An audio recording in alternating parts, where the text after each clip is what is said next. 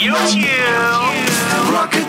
Eins direkt von der Expertbühne live aus Köln. Eben gerade hatten wir The Whispered World 2, da ein relativ kleines Indie-Spiel.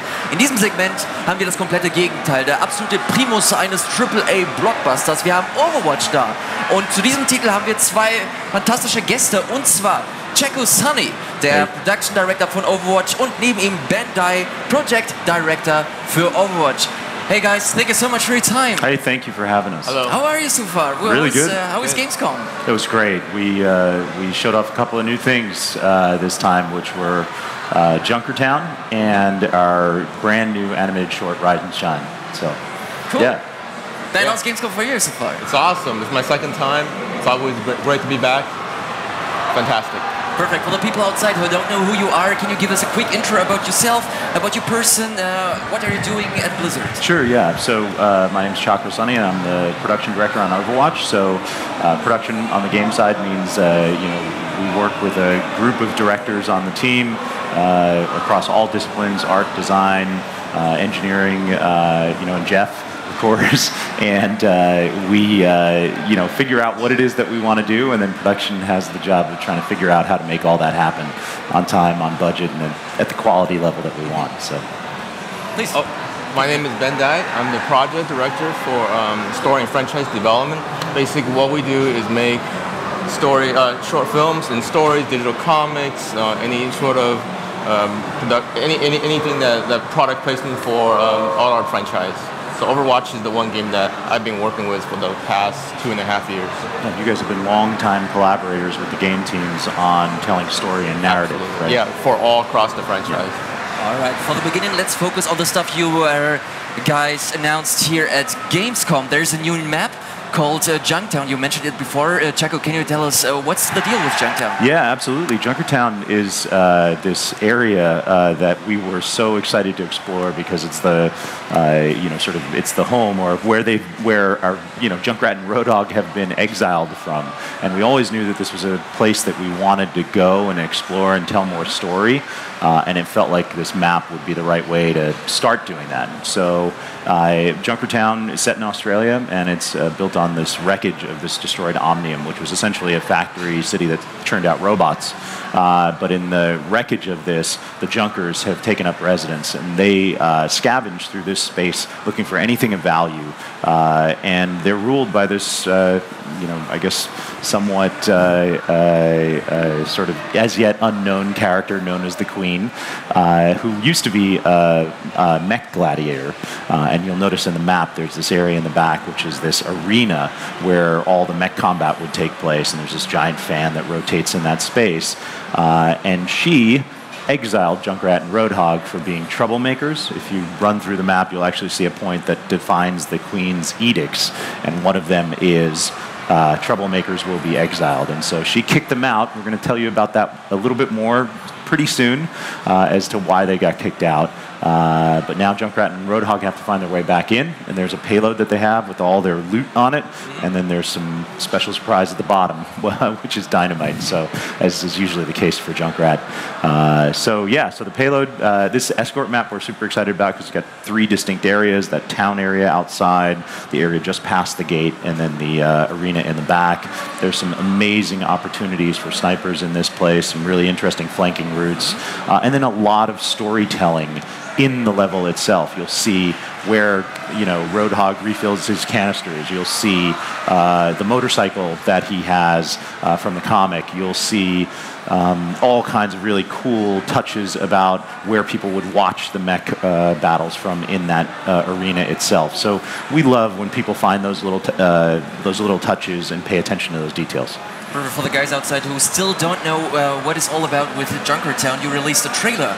And I would suggest let's take a look on that trailer, and then we'll be back to talk a lot more about Overwatch and, of course, about Rise and Shine, the new animated short, which is directed by you, Ben. Yeah. I would love to talk a little bit more about that. So, wir gucken uns jetzt erst einmal den Trailer zu Junkertown an und sind dann wieder zurück, um ein klein wenig mehr über Overwatch und über den neuen Kurzfilm zu sprechen, der im Rahmen Super Cinematic Universe dann letzten Endes veröffentlicht wurde. Jetzt erst einmal den Trailer und dann sind wir gleich wieder zurück.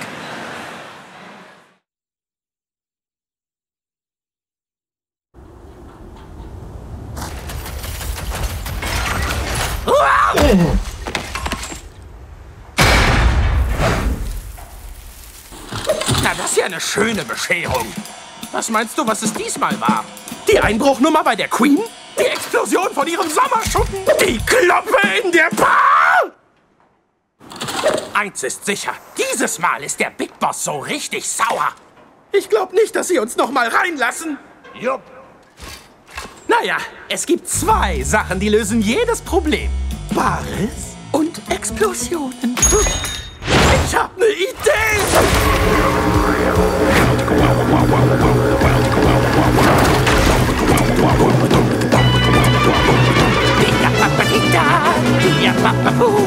Gotta get money, gotta get bombs, gotta get home to Junkertown!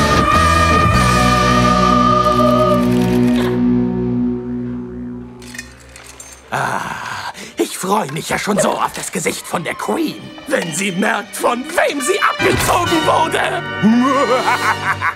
Dann gehen wir den Plan jetzt nochmal durch, damit du nicht wieder alles verbockst. Also, zuerst zünden wir die Lunte. Dann verkleiden wir uns ganz unauffällig und schleichen uns in die Stadt. Danach geht's mit unserer aufgepimpten Bling-Bling-Knallkarre bis vor die Bude vom Boss. Wir enthüllen unsere brillante Täuschung und boom! Das erwarten die nie und nimmer.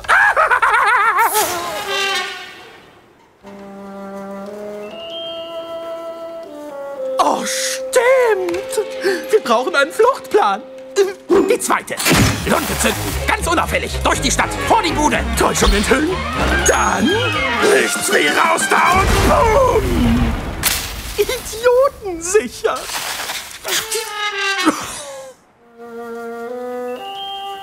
Stimmt. Das Gold. Müssen wir ja nicht mitsprechen. Also. Lunte, unauffällig. Karre, Bossbude, Enthüllung. Gold schnappen. Und. Bumm.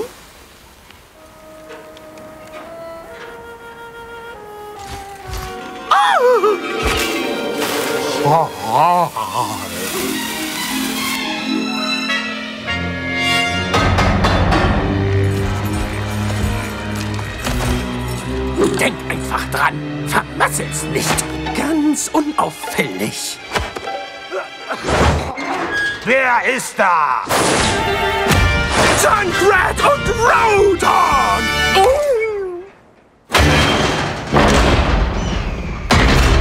Kratz die Kurve, Kumpel. Idiot. Junkertown! Da, da, da, da, da, da, da! Oh. We did that. That was the Junkertown animated short? Yeah, animated video. It's the guys in Blizzard Animation, Taryn Gregory and his crew, put together that video based on using our in-game cinematic pipeline. So it's all rendered through the game, which we're super happy with how that turned out. And it's a totally different tone than what we do with some of the other ones. So yeah, you just told me that you have never heard the German version before. Did you like it? Yeah, I loved it. I was really, the voice acting is so good, and hearing them sing the da da da da da da was great. That was fantastic. So perfect. All right, Junkertown was not the only thing you have announced here at Gamescom. There's a new animated short for May called Rise and Shine, which is directed by you, Ben. Yes. For the people outside who have never watched animated short or the Rise and Shine short, it's now for May. Ben, can you tell us what is going on there? Yeah, so we decided to make a. Actually, it's funny because last year, Gamescom, we conceived the idea of May.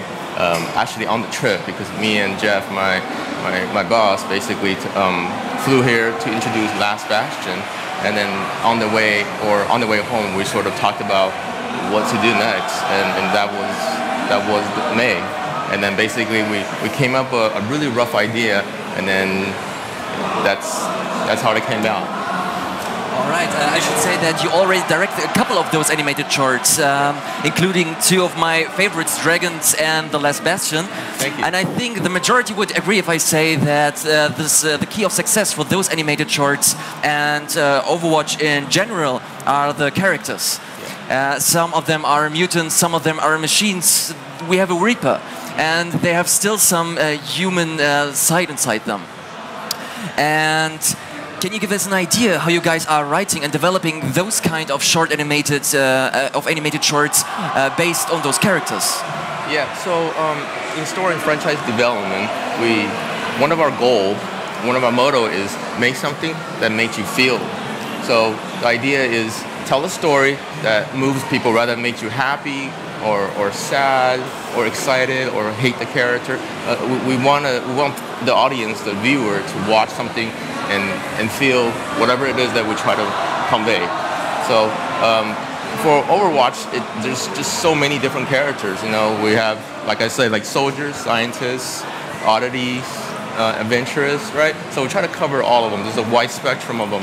So it's actually really easy to write story for them just because they're so diverse and there's so much interesting stuff going on behind, you know, every character. They all have a story, and some of them are sad. Like Mei, she's such a cherry character that we see in front of the game, but her backstory is really, really sad. But because she's who she is, she overcome these challenges mentally and physically, and become the hero that we all become, you know, we all love or hate, you know. So. Jack, what's your take on these animated shorts? So we love them on the Overwatch team. It's always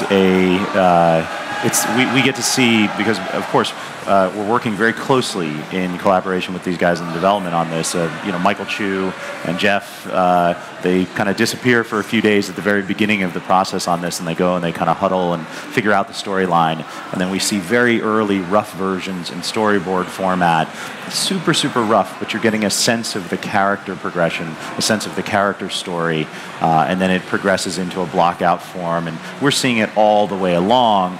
And the realization of this vision in its final form, when it's all lit and everything's textured correctly, and you have the snow and the fur moving correctly based on the wind, and you know, the really powerful moments, all the technical implementation that goes into creating that emotion in you, it's tremendously satisfying for us on the team. And we come away from this, I think it was yesterday after the stage thing, I turned to Ben and I said, man, this one was such an amazing response. I can't wait for them to see what's next. So. Perfect. All right. I said before that the key of success for these shorts or Overwatch in general are the characters, and you are still including new heroes every now and then. Yep. But can you tell us how are you guys developing those characters exactly?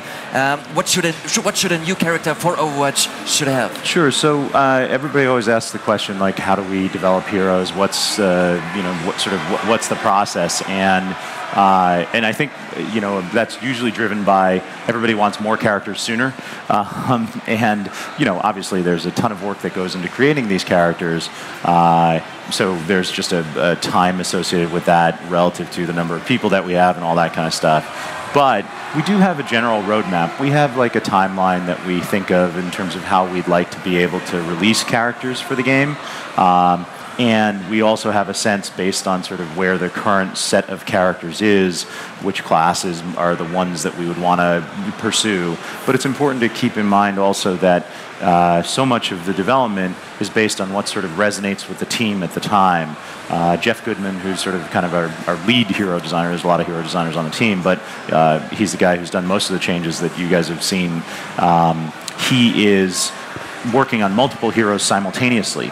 And so as he puts those out and sends out to the team, says, hey, I've got a new set of changes, or I've got this new prototype hero that I'm working on, jump in my playtest, we'll play it, check it out, see how things are going, and there's something generally that resonates about that hero, and then everybody will be like, this is the one we're going to go ahead and do. And Doomfist felt very much like the whole team kind of rallied around this vision of a character that was so different than anybody else in the game, and it all started just from this gauntlet, right, which was in that original video. So.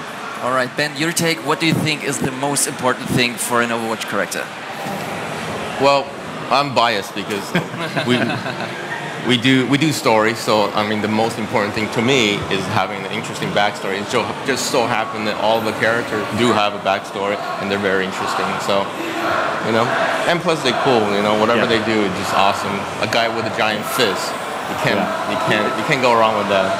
We always talk about how the game is about this diverse cast of characters that are unique. They have a depth to them and a complexity, and they're instantly recognizable. But there's also something relatable about them, that everybody can look at these heroes and see something in them of themselves, or that they aspire to be. So all of those things have to be hit for us to go, this is an Overwatch hero. So. And I think art is very important too. The character design, the easy recognizable shape, the silhouettes, so you can see the player, like, you know, that the character really, really far away. That makes sense. When it's up close in your face, that's also making sense. So kudos to all the art. Yeah, Arnold Sang and all those guys who work on that stuff. It's amazing what they churn out. All right, I think the whole concept for the characters and the game itself is based on on one strong pillar. It is teamwork.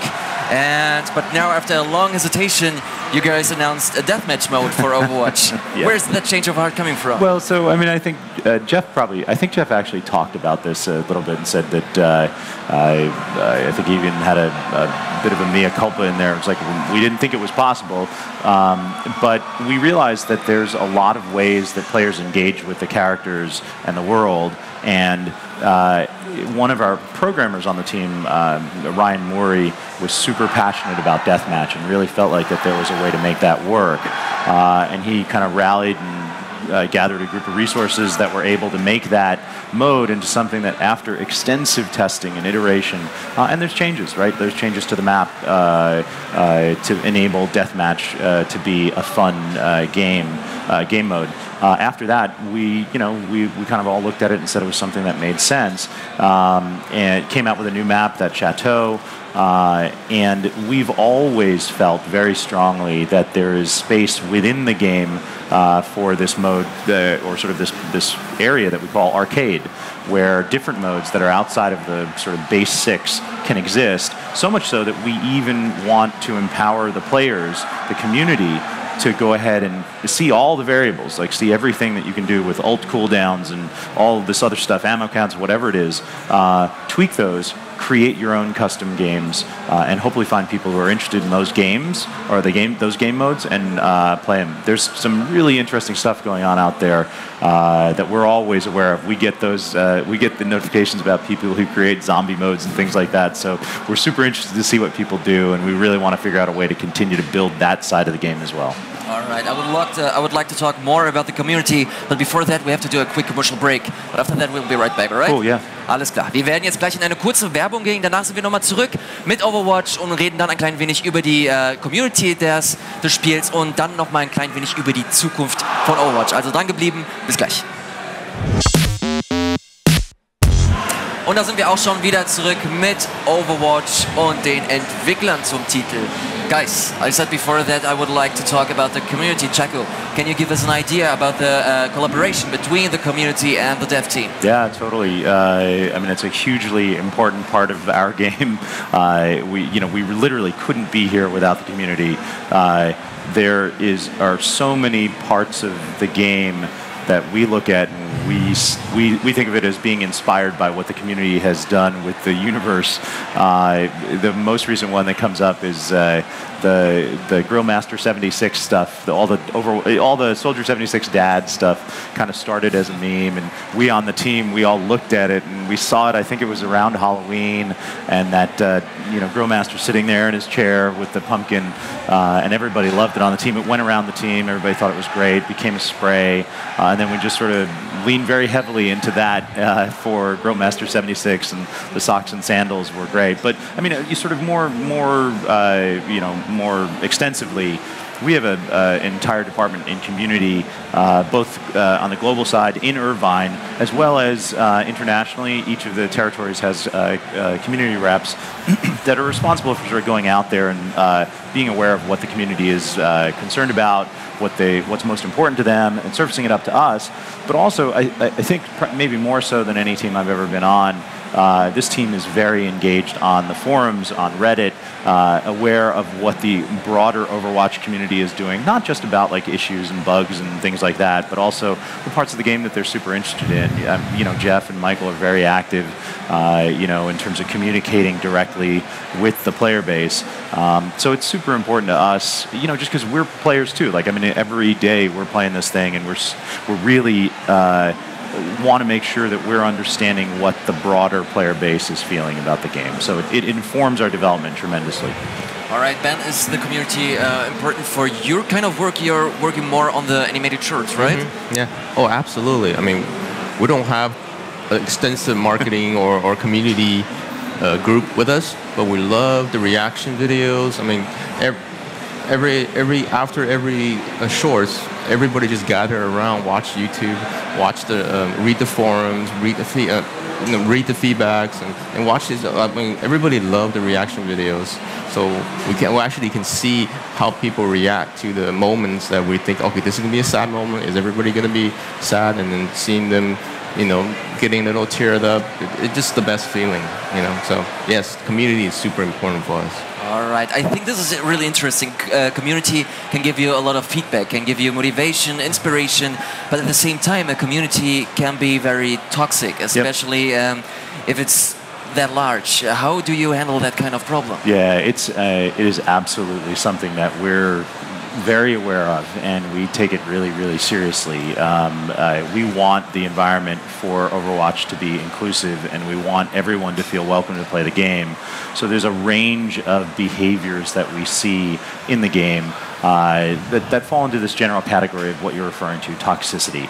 You know, whether it's like abusive chat or you know, griefing or AFK and all that kind of stuff. We use a combination of, or we're trying to use, and we're starting to use much more extensively, a combination of different techniques, you know, sort of both on the punishment side, but also on the encouraging good behavior side to try and address it.